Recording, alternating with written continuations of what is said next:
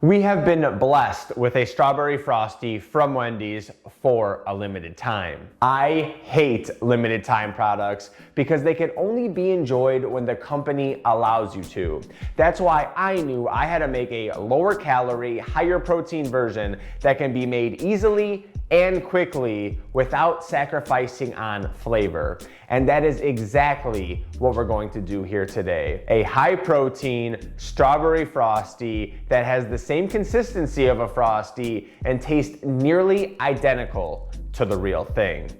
First, we're going to grab our scale. I haven't talked about it in a while, but for those of you new to the channel, it is important to have a good scale. I prefer one that weighs down to the 0.1. This thing has lasted me about 2 years and is an absolute beast. I like to have one that weighs down to the 0.1 for certain ingredients like Guar Gum and Xanthan Gum, where every 0.1 matters. So we're gonna get our Ninja on top of our scale, take our lid off, and we will turn on our scale. And then we're going to get 470 grams of ice into the blender. Then we're gonna pop our top on and blend. And again, I haven't talked about this in a while, but if you don't have a Ninja, you'll probably break your blender. So I highly recommend that you use a Ninja as well.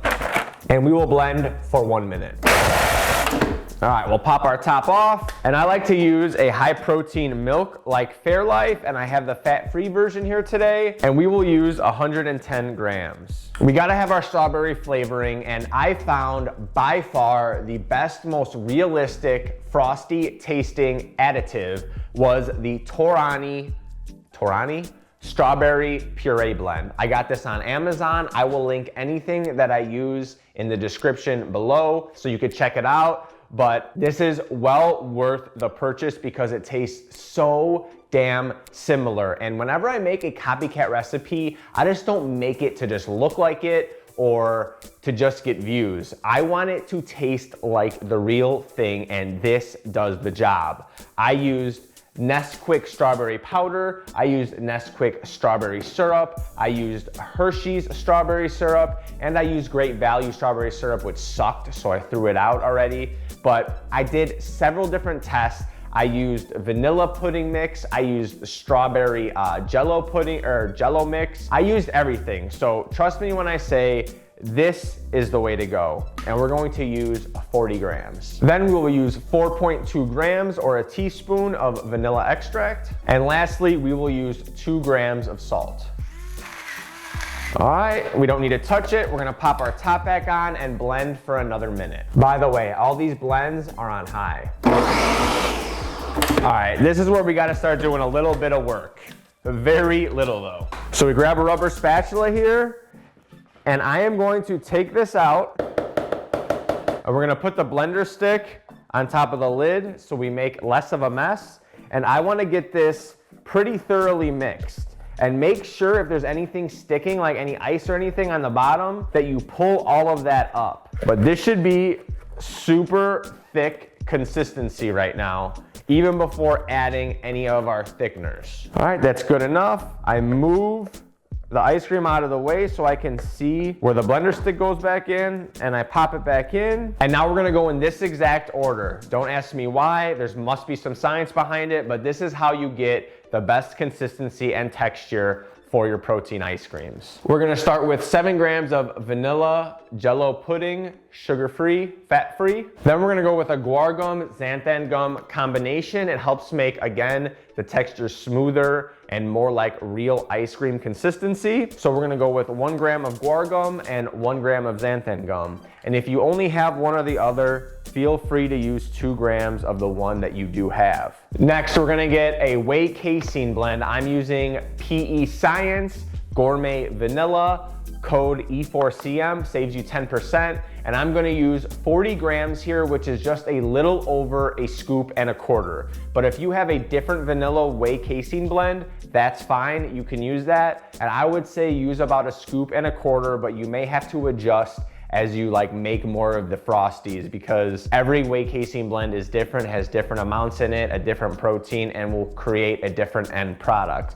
But this will definitely get you a great Frosty consistency if you're using PE Science. And I love everything super sweet, so I'm adding 25 grams of erythritol. You can also do Swerve. I have Purecane. I go with whatever is cheaper at the time. Both of these companies make a great product. So Purecane it is today. All right, and we're going to pop this top back on, and we're gonna put it back on for, you guessed it, another minute. All right, we gotta take that blender stick out one more time, and we're gonna do what I like to call the windshield wiper method. And with the windshield wiper method, we're gonna bring up the ice cream onto the sides, and we wanna get all these dry ingredients incorporated. All of these dry ingredients and everything that goes into this matters. So we're going to just scrape off the sides here, and make sure you mix everything around from top to bottom. But again, you can see how thick this is already. But there's still some little tiny ice chunks in here, so we do want to make sure that we give this one more mix. All right, and once you got everything mixed around, again, move the ice cream out of the way so you can put the blender stick in, and we're gonna pop that top back on one more time and blend for one more minute. All right, this is my favorite part of the video. The pour. Now, when I tell you this has the consistency of a Frosty, I am not kidding. And the best part, for this entire cup, and this thing makes about 2 cups, 2 of these cups, you get the same amount of calories as in this little tiny 6-ounce Frosty. It's actually the smallest size, the junior Frosty. They don't even have it on the menu because I'm pretty sure it's like a kid size. But look at that. And great topping option. They have these strawberry ice cream cone kisses that are also limited time, of course. But one of these kisses goes a long way, and for about 20 extra calories, I usually eat it out of the blender, so this is how I'll do it now. You could shave in this kiss right on top, and you could even save it because there's enough to cover the top already. Eat a layer off, and then you can add another layer, because for only 20 extra calories, you get a whole bunch of chocolatey flavor that just adds a deeper level of flavor and of goodness into this protein Frosty. And I've already tested this about, I don't know, 10, 12 times, and I could tell you without even trying it, it is dope. So good. You need to make this. However, if you're in the mood for a McFlurry instead, I have a Oreo McFlurry recipe that you could check out here that tastes exactly like an Oreo McFlurry. And just like this, for way less calories and way more volume. Until next time, deuces.